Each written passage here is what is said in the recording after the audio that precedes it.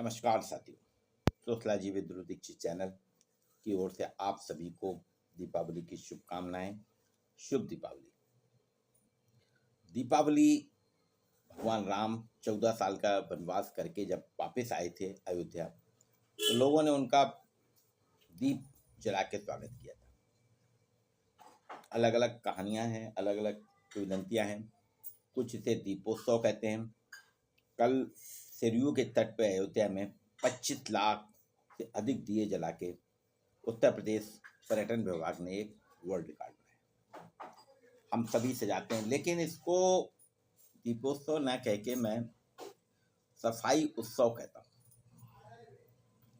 दीपावली आने के दशहरे के बाद से ही लोग अपने घरों के साफ सफाई में लग जाते हैं।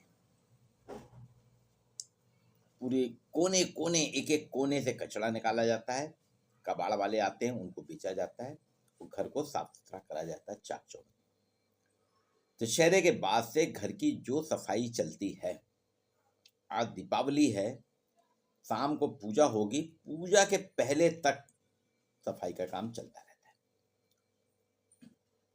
अब देखिए, सफाई एक ऐसा प्रतीक है, स्वच्छता एक ऐसा प्रतीक है जो उनको भी अच्छा लगता है जो खुद स्वच्छता नहीं रखते, खुद करने में आलस करते हैं, काम चोरी की आदत होती है। वास्तव में सफाई से जो नहीं रहते या सफाई नहीं करते, वो अच्छी तो लगती है उनको सफाई, लेकिन वो सफाई करना नहीं चाहते क्योंकि वो कामचोर होते हैं, आलसी होते हैं।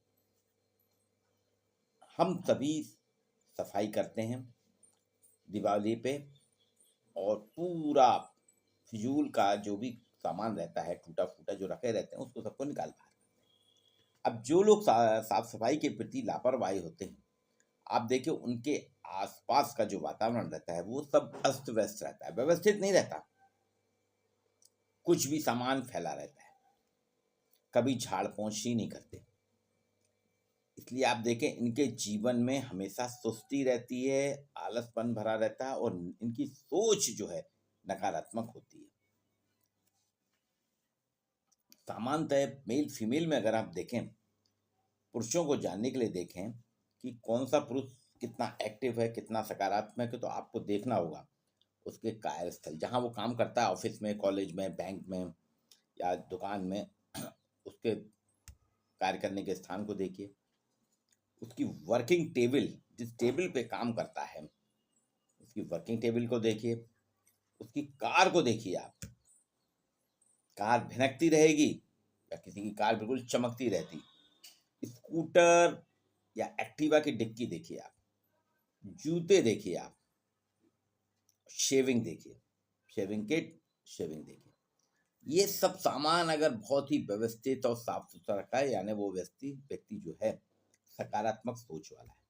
लेकिन ये सब सामान बेतरतीब तरीके से रखा है, इसका मतलब है कि वो अव्यवस्थित है, आलसी है, सफाई के प्रति सजग नहीं। अब महिलाओं के पक्ष में देखिए आप, महिलाओं के दो चीज ही देखने के लिए रहती है। एक तो किचन देखिए, अगर किचन बहुत ही व्यवस्थित है, साफ सुथरा है, किचन में जितने भी सामान हैं एक जगह पे व्यवस्थित रूप से रखे हैं, खाना बनाने की जितनी भी सामग्री है, मसाले हैं, हल्दी है, शक्कर है, नमक है, ये सब व्यवस्थित रूप से रखे।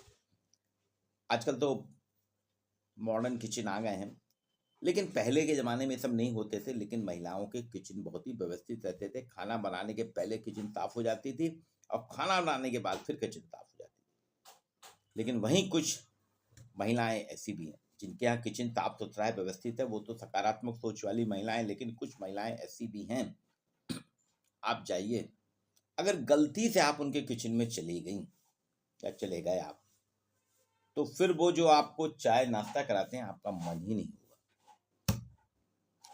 बाजार से सामग्री लाए, पॉलीथीन के पैकेट वहीं पड़े हैं, सब्जी काटी, सब्जी की डंठल अंठल सब वहीं पड़ी है, नींबू निचोड़ा तो निचड़ा हुआ नींबू वहीं पड़ा है, चाय की पत्ती वहीं पड़ी है, ये सब बर्तन इधर उधर फैले पड़े हैं, ग्लास की जगह नहीं रखें, कप की जगह नहीं रखें।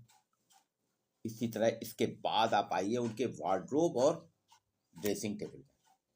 कुछ महिलाएं इतनी व्यवस्थित ड्रेसिंग टेबल रखती हैं कि सारा सामान उनका करीने से रखा रहता है, और आईना शीशा तो चमकता रहता है, चमचमाता रहता है। वार्डरोब में उनके साड़ी, ब्लाउज, सूट सब व्यवस्थित रखे रहते हैं। कुछ महिलाएं ऐसी हैं जिनके वार्डरोब में ठुसे रहते हैं, वस्त्रों को भी लगता है, वो भी बेचारे रोने लगते हैं कि जबरदस्ती मुझको ठूसा गया है। और इसी तरह से उनकी ड्रेसिंग टेबल होती है जिसमें कंघी कहीं है, कंघी में बाल भी लगे हुए हैं, पाउडर गिरा है, क्रीम गिरी है, क्रीम जो निकाले उसके ढक्कन कहीं है। तो ये अव्यवस्थित, तो ये बताता है कि आप कितने अव्यवस्थित हैं। ये सब नकारात्मक सोच है। अब अव्यवस्था जो है, अगर आप गंदगी के साथ रहते हैं, सफाई से नहीं रहते हैं, तो अव्यवस्था आपके जीवन में निरंतर गंदगी यानी दरिद्रता को लाती है, आपके भीतर तनाव लाती है, आपकी चिंता का स्तर जो है, स्ट्रेस लेवल बढ़ जाता है। अगर आप स्वच्छता के साथ रहते हैं तो आपके भीतर तनाव नहीं रहता, आपके ऊपर दरिद्रता नहीं रहती और स्ट्रेस लेवल आपका डाउन हो जाता है। अब एक चीज और है, दीपावली पे हम लोग सब सफाई करते हैं, कोने कोने, एक एक कोने कोने मेरे यहाँ पूरे साफ हो गए। अब इसमें थोड़ी सी गड़बड़ी दिख रही है, कागज बने, कुछ जरूरी कागजात हैं, ये बता रहा है कि ये कहीं ना कहीं मैं भी थोड़ा सा व्यवस्थित नहीं हूँ। बाकी सब ठीक है, लेकिन मैंने यहीं पे जगह देखी, खोज दी है। वो इसलिए रखी कि कुछ जरूरी कागजात हैं, जरूरत पड़ेगी, इसलिए रखी। तो कोना कोना हम साफ कर लेते हैं। लेकिन कुछ लोगों में देखा गया है आपने, सफाई के प्रति एक जुनून होता है, सफाई के प्रति वो सफाई करने के बाद भी संतुष्ट नहीं, उनको लगता है कि मैंने सफाई नहीं की। जैसे किताबें व्यवस्थित रख ली, साफ कर ली, दोबारा आएंगे फिर निकालेंगे, फिर साफ करेंगे। इसको कहते हैं ऑब्सेसिव कंप्लेक्स डिसऑर्डर, ओसीडी। ये एक बीमारी है, मानसिक बीमारी है कि आपको लगता है मैंने साफ की, टेबल साफ हो गई है, किचन साफ हो गया, बाथरूम साफ हो गया, लेकिन आपको लगता है साफ नहीं हुआ। ये बार बार सफाई करते हैं, बार बार सफाई करते हैं, सफाई के प्रति शंकालु रहते हैं। इनको लगता है कि सफाई हुई नहीं। कार को दिन में 2 बार साफ करेंगे, बाइक को 2 बार साफ करेंगे, सभी जगह इनको हाथ 10 बार धोएंगे। ये एक ओसीडी, ऑब्सेसिव कंपल्सिव डिसऑर्डर है, जो आपको बीमार बनाता है। तो सफाई के प्रति आपने देखा होगा एक सामान्य तरीका है, व्यवहारिकता, ये सफाई का पर्व है। कुछ लोगों को मैंने देखा है कि हम जब बाहर जाते हैं तो होटल वगैरह जब लेते हैं, वैसे तो आप पैसा खूब खर्च करेंगे, लेकिन जब होटल वगैरह में रुकते हैं तो पैसे के साथ आप ध्यान देते हैं कि सस्ता होटल मिल जाए। पर सस्ते होटल में आप देखिए कितना गंदा है बाथरूम, जबकि होटल वगैरह में जब भी आप जाइए 2 चीज़ें ध्यान रखिए, आपका बाथरूम अच्छा साफ सुथरा होना चाहिए और जो पलंग मिला है उसकी चादर बिल्कुल चमकदार होनी चाहिए। साफ चादर में आप सोएंगे तो आपको नींद अच्छी आती है। जो लोग गंदी चादर में सोते हैं, चादर रोज नहीं बदलते, गंदी चादर में जो लोग सोते हैं वो करवटें बदलते रहते हैं, उनको नींद नहीं आती और फिर वो बीमार पड़ते हैं। इसलिए कुछ लोग कंजूसी करते हैं कि पैसा खर्च ना हो, जहाँ 2,000 रुपये रूम चार्ज लग रहा है वहाँ 1,000 वाला रूम ले लेंगे। कहते हैं अरे रात तो बिताना है, रात तो बिताना है, बात नहीं है। आप देखिए तो कितना गंदा आपको बाथरूम मिला है, चादर गंदी मिली है, मैली कुचैली चादर है, चादर बदली भी नहीं है होटल वाले ने, वो आपसे पैसा नहीं ले रहा, आपको सस्ते में दे रहा है। रूम में पानी के दाग लगे हैं, टेबल में गर्दा जड़ी है, ऐसी जगह में आप रुकते हैं। ये आपकी मानसिकता बताती है कि आप आलसी हैं, कामचोर हैं, आप स्वच्छता के प्रति सतर्क नहीं। अब जब हम स्वच्छता के प्रति सतर्क नहीं रहते, अभी शहर में आप देखिए दिवाली के समय कितना कुछ कूड़ा कचरा निकला है। जब हम स्वच्छता के प्रति सतर्क नहीं रहते तो हमारे स्वास्थ्य भी गड़बड़ाता है, हम बीमार बने रहते हैं। सफाई न से ना रहना, गंदगी से रहना आपको बीमार बनाता है और बीमारी के नाम पे आप अपना पैसा देते हैं। अब एक दूसरी चीज स्वच्छता की बात करता हूँ। सफाई का पर्व मैंने क्यों कहा दीपावली को? एक तो घर की साफ सफाई होती है, आंतरिक सफाई होती है, मानसिक सफाई होती है, तीसरी सफाई होती है आपकी तिजोरी की, आपकी पॉकेट की, आपके बैंक की सफाई। जी हाँ, दीपावली एक ऐसा पर्व है जिसमें व्यापारियों के पास तो पैसा आ जाता है, लेकिन हमारे जेब की सफाई हो जाती है, हमारे वॉलेट की सफाई हो जाती है, हमारे बैंक की सफाई हो जाती है, हमारी तिजोरी की सफाई हो जाती है।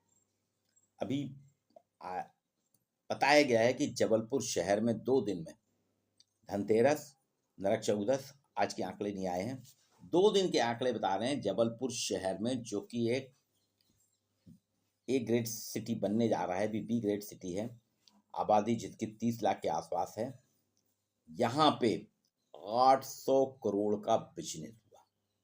मैंने खुद भी एक सर्वे किया ज्वेलरीज का, जितने, क्योंकि धनतेरस के दिन सब लोग ज्वेलरी खरीदते हैं, चांदी खरीदते हैं, सोना खरीदते हैं। मैंने जो मोटा मोटा सर्वे किया उसमें पता चला कि जबलपुर शहर में सबसे ज़्यादा बिक्री हुई है तनिष्क शोरूम की। ज्वेलर तनिष्क है, जिसमें लगभग बताया गया है, ऐसे मोटा मोटा, कोई इसका ऑथेंटिक नहीं है, सत्यता नहीं है, ये सर्वे है, इसमें कुछ प्लस माइनस भी हो सकता है, कि लगभग 8 करोड़ का बिजनेस हुआ। मालाबार ज्वेलर्स के यहाँ लगभग 5 करोड़ का बिजनेस हुआ। पीसी ज्वेलर्स में 2 करोड़ का बिजनेस हुआ है। सुहागन 3 करोड़ के लगभग बिक्री हुई है। ऐसे और जो लोकल ब्रांड है, महावीर ज्वेलर्स है, हंसराज हैं, ऐसे जो ज्वेलर्स हैं, पारेख है, अभी एक ने तो बहुत बड़ा शोरूम ही खोल डाला है, राजशेखर राजा ज्वेलर्स ने। इन सब की बिक्री अगर अपन करते हैं, जोड़ते हैं, 2 करोड़, 3 करोड़, 4 करोड़, 5 करोड़ के हिसाब से, तो जबलपुर में सोने चांदी की बिक्री ही लगभग 25 से 30 करोड़ का बिजनेस हुआ है। अब ऑटोमोबाइल सेक्टर में हम जाते हैं, चाहे वो हुंडई हो, मारुति हो, महिंद्रा हो, या टू व्हीलर्स हो, इन सब की बिक्री भी बताते हैं कि 250 करोड़ के लगभग हुई है। रियल एस्टेट में जाते हैं, लोगों ने मकान लिए हैं, वो भी 300 करोड़। ऐसा जो मोटा मोटा अनुमान अभी आया है, रियल एस्टेट, ऑटोमोबाइल्स, ज्वेलरी, कपड़े, किराना, लाइटिंग और भी जो दीगर काम होते हैं, इन सब में हमारे बैंक बैलेंस, हमारे वॉलेट, हमारी तिजोरी की सफाई हुई है लगभग 1200 करोड़ के आसपास, और पूरे देश का अगर लगाए तो वो अरबों में जाता है। अभी पटाखे खरीदेंगे, आज जबलपुर शहर में ही लगभग 3-4 करोड़ के पटाखे बिक जाएंगे। मिठाइयाँ अलग खरीदेंगे, ड्राई फ्रूट, तो आजकल तो चलन चला है ना, हम लोगों को ड्राई फ्रूट्स के गिफ्ट पैक देते हैं। कपड़े तो लोगों ने खूब खरीदे ही हैं, साड़ियाँ खूब खरीदी हैं, सूट खूब खरीदे गए हैं, शर्ट टी शर्ट खूब खरीदे गए हैं।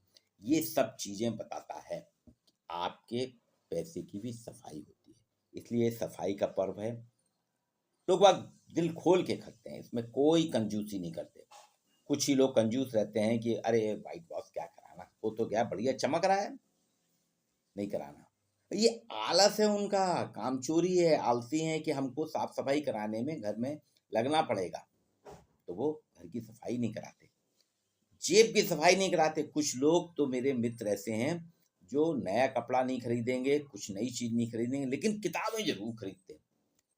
मेरे एक मित्र हैं, वो लगभग 5,000 की किताबें तो हर साल दीपावली पे खरीद लेते हैं। अभी वो भोपाल गए थे, भोपाल से 4,000 की किताबें खरीद लाए दिवाली के 2-3 दिन पहले।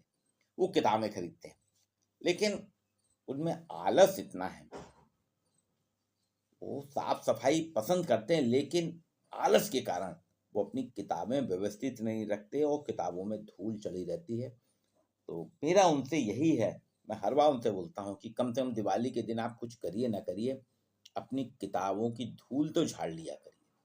उनकी किताबों की धूल कब चढ़ती है, जब वो किताब खोलते हैं, या उनके कोई मित्र मंडली, हम लोग जो हैं, हम उनसे जब भी जरूरत होती किसी भी समाजशास्त्र के किसी टॉपिक पे, किसी विषय पे, हम लोग किताब मांगते हैं ना, हमें मालूम है इनके पास मिल जाएगी, राय साहब के पास, तो सुरेश चंद्र राय जी से किताब मांगते हैं, तब वो किताब निकालते हैं, तब झड़ती पुछती है, उसकी धूल उठती है। तो ये है सफाई का पर्व, जिसमें कोना कोना साफ हो जाता है, स्वच्छता हो जाती है, नगर निगम के ऊपर डबल काम आ जाता है, पूरे शहर का जो साल भर का कचरा इकट्ठा निकलता है, बेचारे साफ करते रहते हैं। उन सफाई वीरों को मेरी तरफ से नमस्कार, शुक्रिया कि उन्हीं के कारण शहर सुरक्षित है, व्यवस्थित। हालांकि कई जगह अभी भी है, लोग देते हैं कि यहाँ गंदगी फैली, पर वो भी क्या करें, 24 घंटे लगे, हम भी तो 24 घंटे कचरा निकाल रहे हैं, कोना कोना साफ कर रहे हैं, वो तो गिने चुने लोग हैं ना। और दूसरा, हमारे व्यापारी बंधुओं को कि कितनी सफाई से एक के साथ एक फ्री, एक के साथ 2 फ्री, बनवाई, ज्वेलरी वाले बनवाई फ्री, ये फ्री, गिफ्ट फ्री, ऐसा लालच दे के गाड़ी वाले आपको 2 लाख का इंश्योरेंस फ्री, आपको ये फ्री, एसेसरीज फ्री करके आपकी सफाई कर देते हैं पैसों की। बहुत सफाई का त्यौहार है, इसलिए ये दीपावली दीपोत्सव नहीं, ये वास्तव में सफाई का पर्व है। सफाई रहिए, स्वच्छता से रहिए, साफ सफाई के साथ रहिए। स्वच्छता के साथ रहेंगे, स्वच्छ मन में ही स्वच्छ तन का निवास करता है, और जब आपका तन मन स्वच्छ होगा तो आपकी पॉकेट भी भरी रहेगी, धन धान से भरी रहेगी। पुनः आप सभी को दीपावली की शुभकामनाएं, और चाहता हूँ कि आप अपना आलस निकाल के, अपनी कमजोरी दूर करके, तो आप साल भर साफ सफाई से रहिए, जिससे दीपावली के दिन ही आपको सफाई ना करना पड़े। पुनः सभी को शुभकामनाएं। वीडियो को लाइक और शेयर जरूर कीजिए।